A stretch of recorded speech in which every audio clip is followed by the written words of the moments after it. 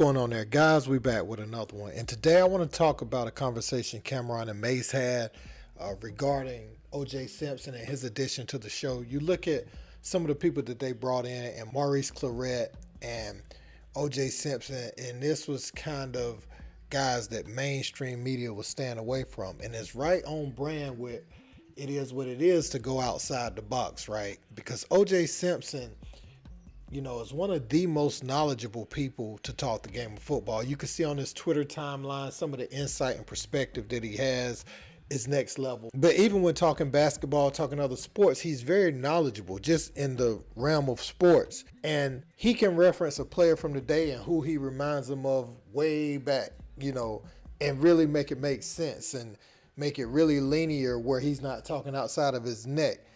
And he's been a great addition to It Is What It Is. And he talked about Mase having an idea and him connecting the dots to get OJ in. And also he talked about how the media tries to downplay his accomplishments. Let's check it out. OJ, you got the juice, talking shit. Whose idea was that, and how's that process been going? It was Mace's idea. Like, Mace come up with the idea, then a lot of ideas, and I go bust the move. So I'm like, damn, I gotta go find OJ. I'm like, where the fuck am I gonna find OJ at? It's funny, I called Steve Stout. I'm like, yo, Steve Stout, find me OJ. He said, what the fuck are you calling me? Like, I could just get in contact with OJ. Like, I'm like, you know everybody, nigga. He's like, OJ don't care? He said, you fucking crazy, man. He said, but Lionel Richie might know OJ. I'm gonna call Lionel Richie.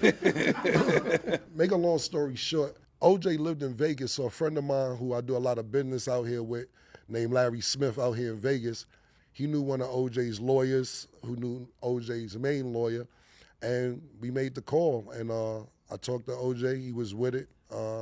It was really that simple. Just once we found him, it wasn't even like no big thing to get him. He was excited to do the show. And then as far as how the process goes, it's going great, man. Like, OJ's really knowledgeable. He has a lot of accolades that people sweep under the bus. They just don't acknowledge it because, realistic, we ain't gonna have an elephant in the room. In public opinion, he's guilty in a lot of people's eyes, but he's not guilty in the court of law. So if you're not guilty in the court of law, come on the show and let's rock out. Because every week when we do shit, they be like, oh, he's about to break this record. Like Christian McCaffrey had 15 touchdowns in a row.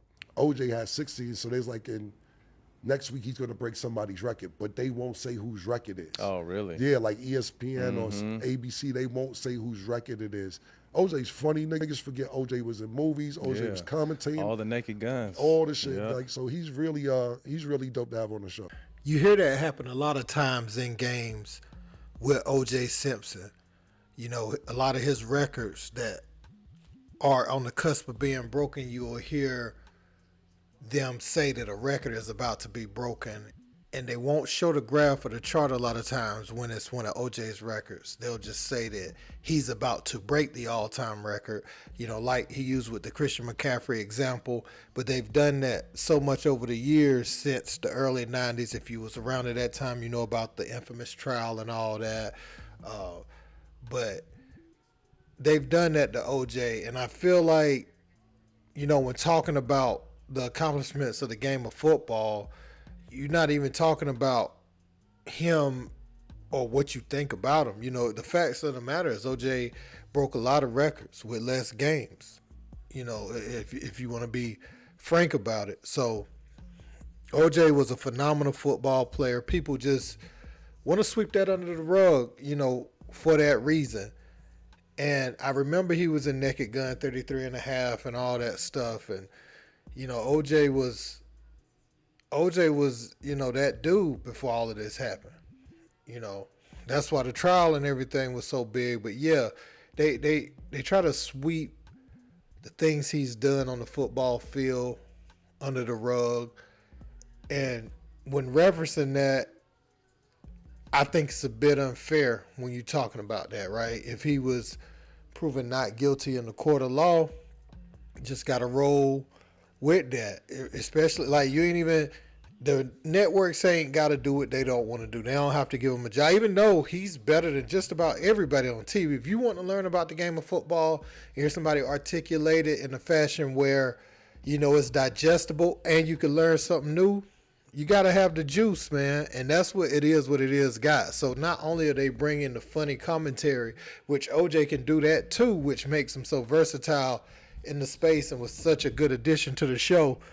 But also they have arguably the most knowledgeable football person on their show now. And they have someone like Maurice Claret. You know, people who would have never gotten jobs at ESPN or FS1. And I think that's to be commended, man. No, I hadn't really made a video about that yet, but that's certainly commendable. And it helps give their show some credibility for people that really just want to learn about the game and wants to hear these guys' perspective. You know, I was one of the person that wanted to hear Maurice Claret, wanted to hear what O.J. Simpson has to say about certain games. And, you know, O.J. even goes as far on his Twitter page to give an insight on who you should draft in fantasy and all types of stuff like that. And then recently they brought in Mark Jackson. Now, I don't know what Mark Jackson's deal is. I think maybe he has a podcast or something himself, and he's able to speak about some of the things that have taken place, some of the things that the Knicks was saying about why he wasn't hired to do the commentary and all that. And Mark Jackson said he turned the job down, so they tried to make it like he was let go based off of an issue with an assistant coach or something like that, stemming back to the time he was a head coach in Golden State. So it's big for platforms like it is what it is to be able to hire people who might not have a voice, and mainstream media tries to shut them down. And to be honest with you, it is what it is mainstream media now. They got like number 8, number 9 on complex lists. And they are very new to the space, but they brought a different flavor, different style, didn't copy anybody, and already just shooting for the moon. You know, they only had, one season before they were bought by Underdog? Yeah, I think it was only one season. And here they are now, one of the main shows, and do several shows a day. Are they up to 6 a week now? I mean, these guys are grinding and really putting a chokehold on the space, and you're starting to see their lingo. You're starting to see Richard Sherman say pause. You're starting to see Malika Andrews and them make statements like Cam and Mase, you know, on her show. Obviously lingo that they weren't using prior to the arrival of this show.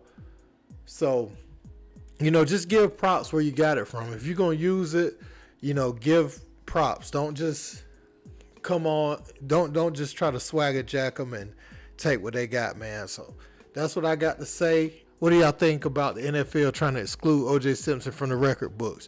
You think that's fair or foul? Let me know in the comment section. Don't forget to like, share, and subscribe. Till next time. Peace.